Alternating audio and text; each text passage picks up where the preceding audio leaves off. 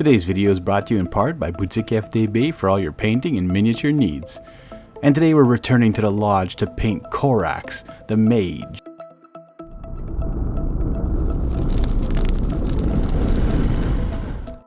Hey everybody, welcome back to the channel. Hope you're having a good day. So today you're going to be watching me paint Corax from Black Rose Wars. This is from the base game again. I don't know if it's a stretch goal or what. I don't remember anymore who's what and from where.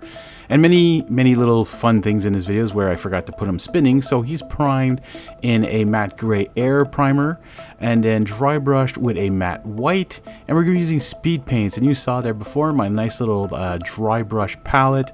It's always cool to have a dry brush palette. If you don't have one, go make one. Just use bits of Warhammer or any other Conquest or Dungeons and Lasers, anything you can get your hands on. And speaking of hands, we just did some Crusader skin there on the skin of this miniature.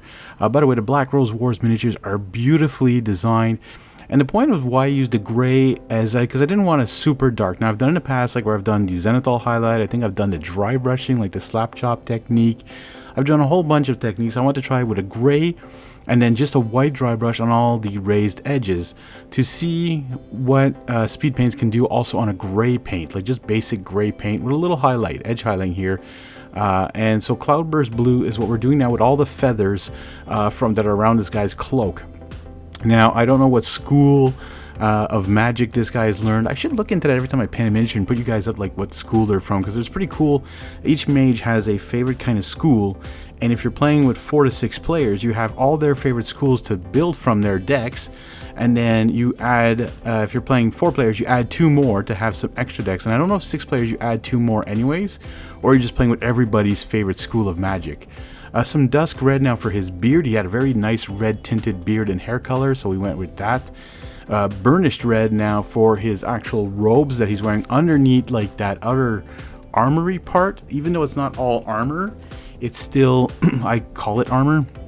Anyways, to get back to the game, yeah, again, so like the schools of magic are really cool. It's kind of like a deck building game with a mage duels. You can actually like call upon evocations to come and defend you or attack other players or destroy rooms, and it is a long game. I will tell you this, it is a very long game, but if you know what you're doing, you're playing with people who have played with you before, it can be quite quick because you know what the spells are going to be, you know what you want to do, which rooms you want to get to.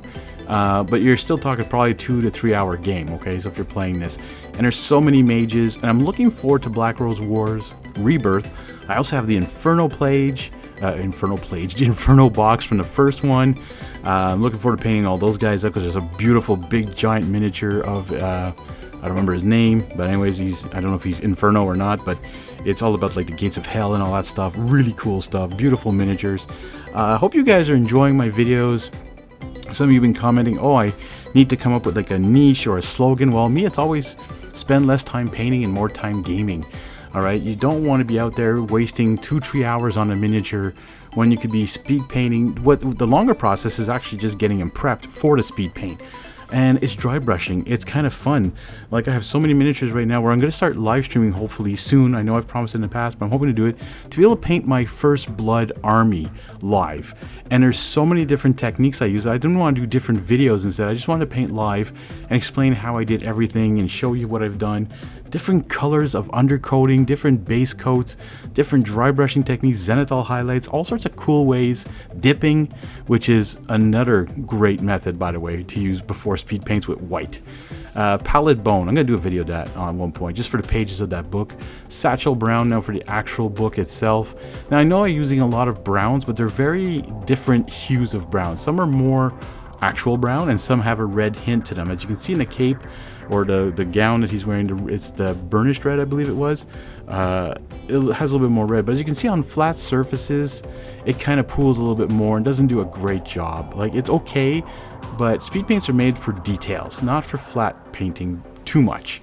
Runic Gray is one of the original speed paints, and you can see a difference in this one.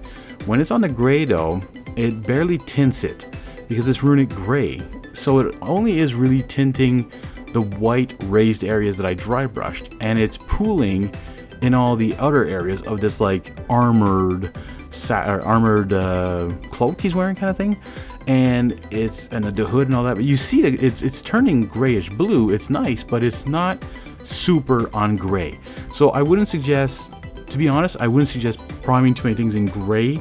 If you do a zenithal highlight with gray, it's a little less bad, but I would use the air paints like the shark white or the yeti white on top of a black primer, because that I find really actually like kind of soaks into the miniature. You've seen me use it, I think, on a couple miniatures from Marvel Zombies. If you haven't seen that, go take a look. Go search for those Marvel Zombies ones. Some of the recent ones, I used a different kind of air paint to be able to get the effect I wanted for the speed paints to be ready. The next thing I'm using now is enchanted steel for the armor, the actual armor that he has around his arm braces. He's got some armor on his shoulders there. But now I just realized while painting this guy that the enchanted steel is kind of blue. And I don't know if you guys have noticed after watching for 5 minutes that my camera angle is completely different. I went back to my old style of painting angle. I want to see if you guys notice, number one, what you think of this angle. To be honest, I don't really like it. I'm gonna go back to my old ways. I like it more, you guys showing like the background and the way I'm painting, because as you can see right now, I went off camera and not realizing it. I do it too the other way, but anyways, Horde Bronze now just to do some of the little couplings on the book, and to finish it all off, some Poppy Red for the actual rose on the book itself. This is cool to incorporate the black rose, which is red for some reason, on the book of spells here. And there you have it, folks. I know it looks a little choppy here. Again, this is my camera angle. This looks a lot much better. I used that Poppy Red and the green again, the algae green, I believe. No, I don't remember which one it was, for the vines and all that. I want to thank you guys for watching. Some of you have asked, how can we support you? Well, here it is. You can send me a tip, and that's one way of doing it. I want to thank you guys for watching. Now go paint.